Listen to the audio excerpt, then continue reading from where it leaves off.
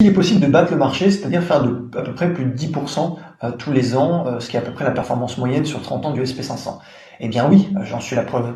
Et puis mes étudiants sont capables également, donc ça montre que c'est une méthode réplicable. Il ne faut pas se dire que parce que les fonds d'investissement font 9-10% par an, que nous, on ne peut pas faire plus. Ils ont des contraintes financières, ils ont des contraintes de liquidité.